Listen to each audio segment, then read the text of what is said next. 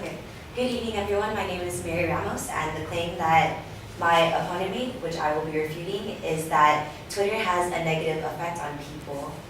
I will be refuting this claim by stating that because my opponent did not develop her evidence well enough, she did not necessarily prove her claim.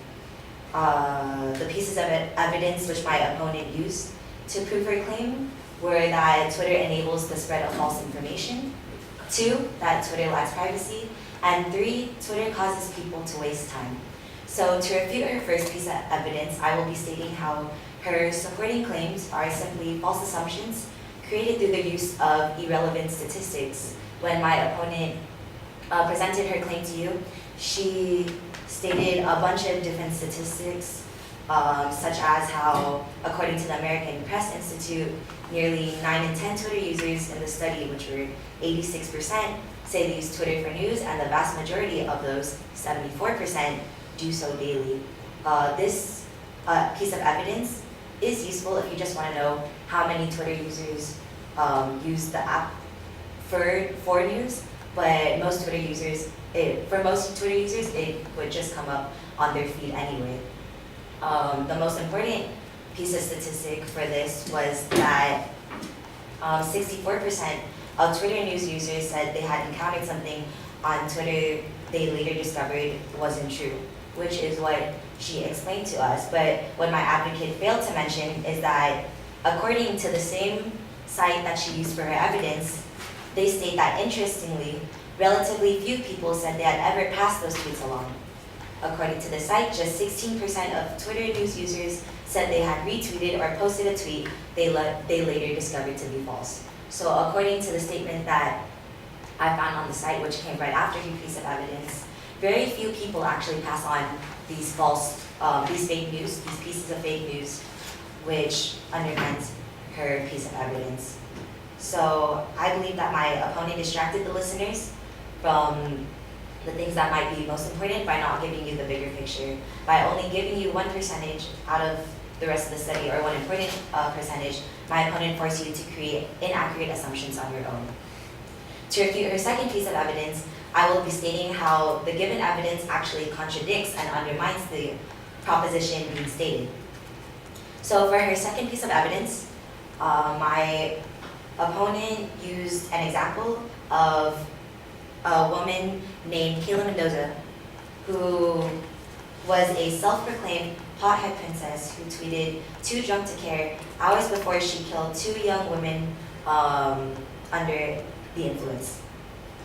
So what my opponent was trying to say was that she suggested that people can reveal incriminating information through Twitter. Twitter lacks privacy. She suggested that people who are revealing things publicly are in danger of being seen for the people who they really are. But in all honesty, wouldn't we think that's a good thing?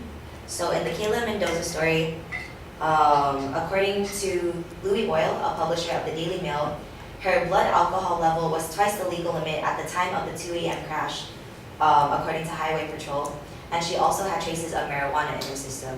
So all in all, the example that she used was actually pretty undermining of her evidence in the first place. So because of the many tweets of her reference to herself being a pothead princess, her insurance rates changed dramatically. So according to this piece of evidence, I'm not really sure if anyone would really be worried of this problem. According to behavioral tracking techniques, whatever you post online, security measures can use it against you. But seeing from the different pieces of evidence that I found out, I think that Twitter lacking privacy could actually benefit the people who use the social media device. And finally, to refute her last piece of evidence, I will be stating how the given evidence does not necessarily fail to prove her proposition, but in fact it is actually inefficient, which is why I will dismiss it. Her third piece of evidence was that Twitter causes people to waste time. Her initial claim was that Twitter has a negative effect on people. And in reality, of course, people who use Twitter waste time.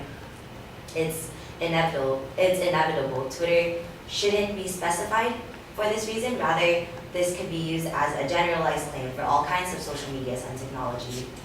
Twitter is usually used for recreational time, so I see it more as taking a break rather than a waste of time. So to summarize, the claim my opponent made, which I was refuting, was that Twitter has a negative effect on people. My refuting claim was that my opponent did not develop her evidence well enough to prove her initial claim. And I refuted her first piece of evidence, which was Twitter enables the spread of false information by saying how supporting statements are simply false assumptions created through the use of irrelevant statistics. I refuted her piece of evidence, which was Twitter lacks privacy, by stating how the given evidence actually contradicts and undermines the proposition being stated. And finally, I refuted her last piece of evidence, which was Twitter causes people to waste time, by stating how the given evidence does not necessarily fail to prove her proposition, but it is not developed well enough, which is why I dismissed it. Thank you.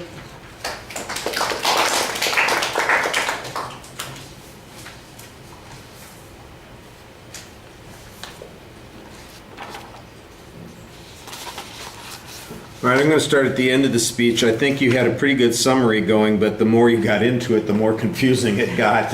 You want to summarize by getting to the point, getting to the essence, and finishing with a strong point. Instead, it feels like you're repeating the argument, and sometimes you get kind of lost in your own argument on that, and that doesn't help you. So you want to avoid that. Keep it simple at the conclusion of the speech.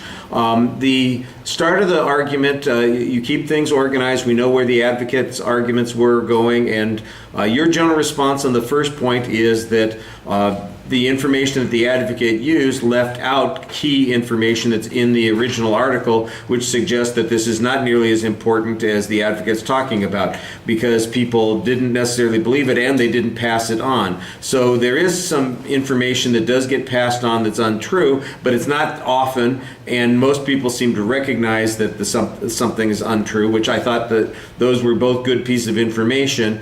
In the long run, there's another argument to be made here, and that is, what impact has there been on the culture as a consequence of this? If information that's wrong gets corrected ultimately, or if nobody is acting on the basis of this, then there's not, it's no harm, no foul. What harm did the advocate show? That's a question that I think we've used the phrase before, low-hanging fruit. That's a piece of argument that's right there in front of you that I think you kind of missed on that one. The other part of the argument I think is fine. The second point, where you are basically talking about the one example that the advocate used, I'm befuddled by this. Oh my gosh, we revealed who this person really is, and they killed 2 people, and the bad thing that happened to them was their insurance rate went up. I'm sorry, I don't see how this persuades me that there's something wrong with Twitter. It persuades me there's something wrong with people who are on Twitter, but fortunately, we now know something about this horrible human being as a result of Twitter. That's not a bad thing. I don't think that that's an invasion of privacy. And by the way, does anybody understand the way Twitter works? The idea that there's some idea of privacy. When you put something online, what the hell? Anybody can see it. There's no... Where's the assumption that there's some kind of privacy for information that you share openly online? Take an interpersonal communications class, folks. This is self-disclosure. The fact that you're disclosing to the world doesn't change the fact that that's what you're telling the whole world about yourself.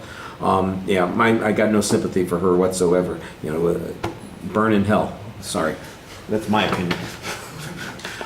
Don't mean to get too passionate about it, but I have very little sympathy in that situation. Got lit, now you get lit. Yeah, oh God.